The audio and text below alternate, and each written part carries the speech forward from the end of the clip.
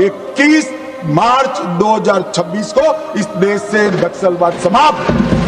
2026 March 31 నాటికి భారతదేశం నుంచి నక్సలిజాన్ని పూర్తిగా అంతం చేస్తామని అమిత్ షా గారు ప్రకటించిన మాదిరిగానే భద్రతా దళాలు వీరోచితంగా పోరాడుతూ నక్సలైట్లను తుదిముట్టిస్తున్నారు.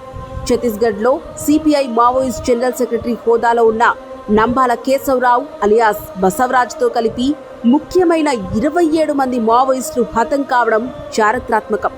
చంద్రబాబుపై బాంబు దాడి మొదలు బలిమెల, చింతర్నాల్ దాడి ఘటనల వెనుక కీలక సూత్రధారి నంబాల కేశవరావు.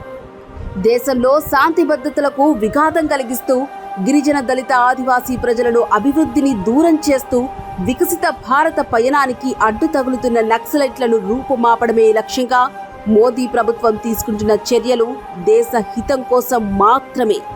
నక్సలైట్ల వేటను వ్యతిరేకిస్తున్న కొన్ని పార్టీలు, సంఘాలు సామాన్య ప్రజలపై నక్సలైట్ల దురాగతాలను ఖండించే ధైర్యం ఎందుకు చేయలేదు? నక్సలైట్ల అభివృద్ధిని అడ్డుకుంటే ఎందుకు స్పందించలేదు? దేశం కోసం మోదీ గారు చేస్తున్నది 100% న్యాయం.